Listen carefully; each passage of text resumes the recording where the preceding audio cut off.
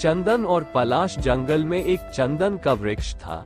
उसकी सुगंध से सारा जंगल सुगंधित रहता था, लेकिन उसे अपने आप से संतोष नहीं था। वह अपने रूखे सूखे स्वरूप और एकांकी जीवन से दुखी रहा करता था। एक दिन उसके मन में विचार आया कि किसी से मित्रता करनी चाहिए।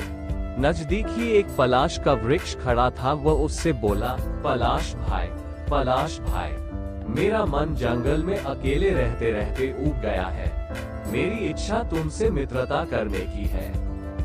पलाश ने कहा, इससे बढ़कर खुशी की बात और क्या हो सकती है, मुझे मंजूर है। दोनों में मित्रता हो गई और दोनों साथ साथ रहने लगे। एक दिन एक लकड़हारा जंगल में आया और घूमते घूमते थककर पलाश की छाया में बैठ गया।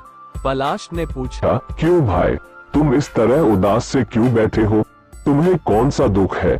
लकड़हारा बोला, भाई, मैं सूखी लकड़ियाँ बेचकर अपना जीवन निर्वाह करता हूँ।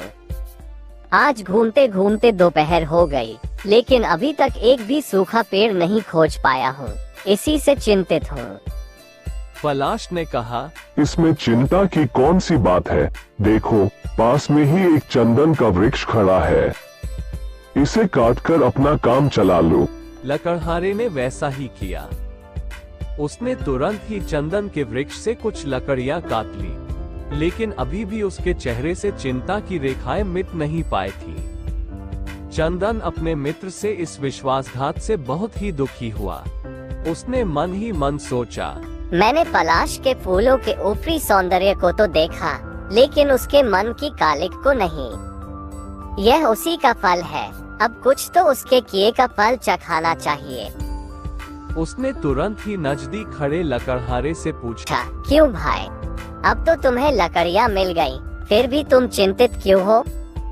वो बोला, लकड़ियाँ तो मिल गई, लेकिन मैं उन्हें बांधने की रस्सी घर पर ही भूल आया हूँ, इसी से चिंतित हूँ। चंदन ने कहा, बस इतनी सी बात। अरे, ये जो पास में पलाश का वृक्ष खड़ा है, इसकी जड़ खोद लो, उनमें तुम्हें बढ़िया रस्सी मिल जाएगी। लकड़हारा प्रसन्न हो उठा और उसने पलाश के पेड़ को जड़ से खोदकर फेंक दिया और उसकी पतली जड़ों से लकड़ियों को बांधकर अपने घर ले गया। कहते हैं उसी दिन से चंदन ने यह निश्चय कर लिया कि दुर्जन की दोस्ती करने से अकेले रहना अच्छा है, और तभी से वो जंगल में अकेले रहने लगा।